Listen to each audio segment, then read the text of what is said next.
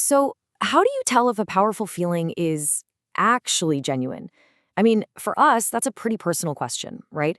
But back in the 1740s, this was a full blown crisis for society.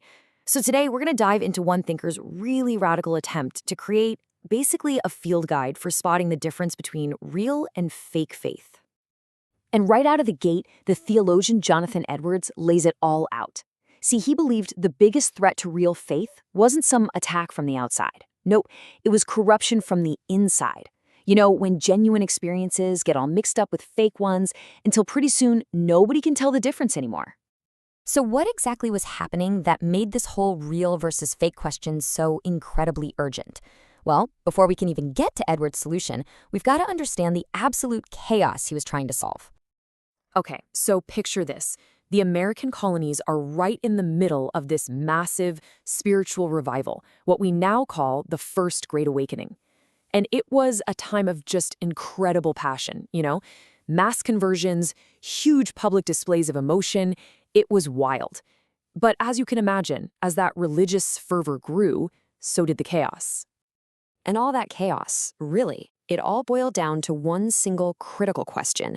How on earth do you separate a genuine spiritual experience from, well, just a bunch of emotional hype?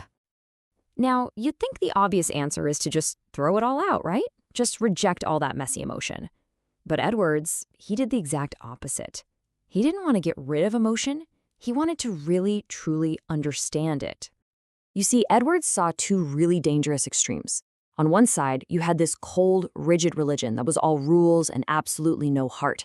And on the other side, you had this wild, chaotic emotionalism that was all heart and zero substance. He argued that true faith had to find its way right between those two. And this quote right here, it absolutely nails his core idea. Edwards argued that true religion isn't emotionless. Far from it. It's full of what he called holy affections. And these weren't just, passing feelings. They were the deep, driving passions of the soul. For him, a faith without that kind of passion wasn't really faith at all. The real trick, though, was figuring out how to spot the genuine ones. Okay, so if strong feelings are part of the deal, how in the world do you spot the fakes? This is where Edwards' argument gets really, really interesting, because it kind of challenges a lot of our own modern assumptions. He actually starts by listing all the things that are not reliable signs. So let's start with the most obvious one, intensity. I mean, if an experience is just overwhelmingly powerful, that's gotta mean it's genuine, right? And Edwards' answer is a big, surprising no. He argued that, look, both genuine faith and counterfeit hype can feel incredibly intense. So the sheer volume of an emotion, it's basically useless as a test. It tells you nothing about where it came from or if it's any good. Okay, fine. What about physical evidence? I mean, people were literally fainting, crying, and trembling in the pews. Surely that's a sign of something real happening, isn't it? And again, Edwards says nope. Think about it. He argued that your body can be overwhelmed by all sorts of things. Sure, a true spiritual moment, but also just plain old fear, or crowd excitement, or even the power of suggestion. So he concluded physical reactions are totally unreliable evidence. All right, fine. What about words? If someone is constantly talking about their faith, always proclaiming how devoted they are, isn't that a good sign? For this, Edwards gives us this incredible metaphor. He says a big show of words is like a tree that's overflowing with leaves. Yeah, it looks lush and super impressive, but it's often hiding the fact that there's no actual fruit. So for him, talking a big game wasn't just unreliable, it could actually be a major warning sign. Okay, so if intensity, physical reactions, and a lot of talk are all off the table, what's left? Well, this brings us to what Edwards considered the true marks of genuine faith. See, Edwards believed that genuine feelings aren't just random emotional outbursts. They have a very specific character and they produce very specific results. And what's really interesting here is the pattern that emerges. According to Edwards, true affections, they change you. They don't just make you feel good for a minute, they actually make you humble.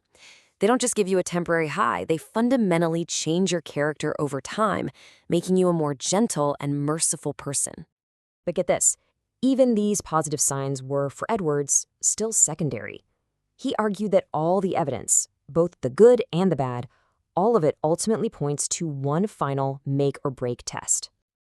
This was his ultimate answer to the crisis. This was the one thing that he believed could cut through all that emotional chaos and all the confusion of his time. And that one final test? It's a single word: practice. But hold on. When Edwards said practice, he didn't just mean, checking off a list of good deeds. He meant something way, way deeper: the entire course and direction of a person's life. So here's the bottom line. True Christian practice, it's the main business of your life, not some weekend hobby. It's got to be consistent through the good times and the bad. And it's universal, meaning you can't just pick and choose the easy commands to follow. At the end of the day, it's the fruit that proves the tree is actually good. So when you boil it all down, Edwards's guide is basically this: you just can't trust the intensity of what you feel in a single moment. The only real, reliable evidence is the consistent pattern of what you do over the long haul. And that leaves us with a question that's just as relevant today as it was back in 1746. In our world, a world that's obsessed with authenticity and intense feelings, how do we really measure what's real in ourselves and in other people? Is it all about what we feel in a single passionate moment, or is it about the path we actually walk over a lifetime?